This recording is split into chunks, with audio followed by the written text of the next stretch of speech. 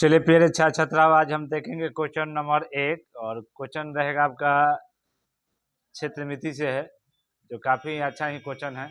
Bihar board ने 2024 में question पूछा था।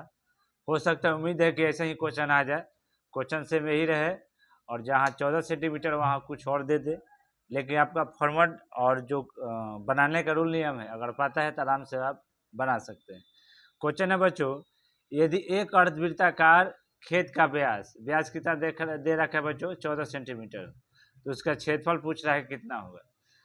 तो सबसे पहले बच्चों हम क्या करेंगे, व्यास है, ठीक है, तो यहाँ पर लिखेंगे व्यास। व्यास को शॉर्ट नाम हम डी से डिनोट कर सकते हैं। व्यास कितना है बच्चों, 14 सेंटीमीटर, ठीक है।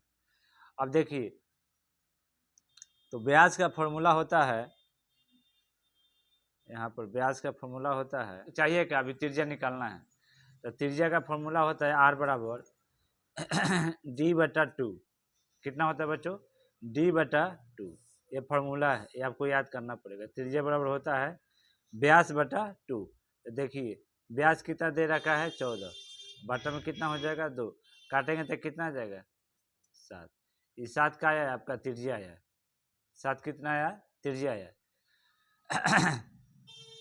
आप पूछा है कि एक अर्धवृत्ताकार, तो देखिए यहाँ पर लिखेंगे अर्धवृत्ताकार वृत्त का क्षेत्रफल, यानी कि एरिया पूछा है। देखिए अर्धवृत्ताकार अगर आपसे पूछेगा तो कुछ करना नहीं है बच्चों।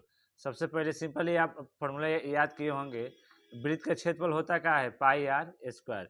यहाँ पर अर्धवृत्त बोला है तो कुछ नहीं करना है, 1/2 लगा देना है और पाई आर स्क्वायर लिख देना है, ठीक है। यहाँ पर मान रखना है, चूंकि पाई का मान रखना है बच्चों 22 कितना रखना है, 7। ये आपको दिया रहेगा कि पाई का मान कितना रखना है, 22/7। देखिए अर्धवृत्ताकार वृत्त का क्षेत्रफल का होता है 1/2 पाई आर स्क्वायर। अब कुछ नहीं करना है, मान पुट कर देना, 1/2 है तो 1/2 रखेंगे, गुना है तो गुना। अच्छा, पाई का मान कितना रखेंगे बच्चों, 22/7, ठीक है। अच्छा, त्रिज्या दे रखा है, कितना है देखिए 7 है, तो इसके हम स्क्वायर कर सकते हैं। यहाँ तक किसी का दिक्कत, चलिए आगे बढ़ेंगे तो 1/2 रहेगा गुना 22/7 रहेगा। अच्छा, स्क्वायर है तो 2/7 लिख सकते हैं बच्चों, ठीक है। एक साथ से एक साथ खत्म, 2 से काटेंगे 11 दूना 22, और 11 में 7 से गुना करेंगे बच्चों तो कितना हो जाएगा, 77। और दिया का है सेंटीमीटर है ना, तो सेंटीमीटर स्क्वायर। हम सभी जानते हैं कि वृत्त का जो क्षेत्रफल आता है स्क्वायर में आता है, ठीक है। चलिए प्यारे छात्र छात्राओं, अब देखेंगे क्वेश्चन नंबर 2, जो कि क्षेत्रमिति से क्वेश्चन आया है। क्वेश्चन देखिए, पहले क्वेश्चन को बारीकी से पकड़िए कि क्या कर रहा है।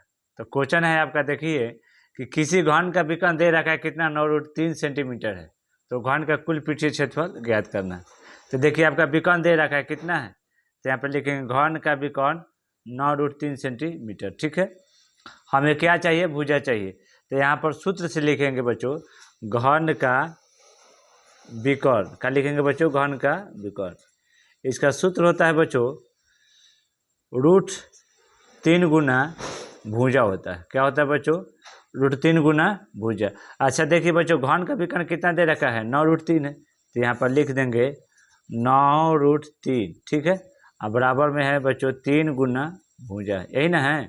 देखिए अब देखिए √3 से √3 क्या हो जाएगा, कैंसिल हो जाएगा, तो कैंसिल हो गया तो भुजा हमारा कितना है बच्चों, देखिए भुजा आ गया हमारा 9 सेंटीमीटर।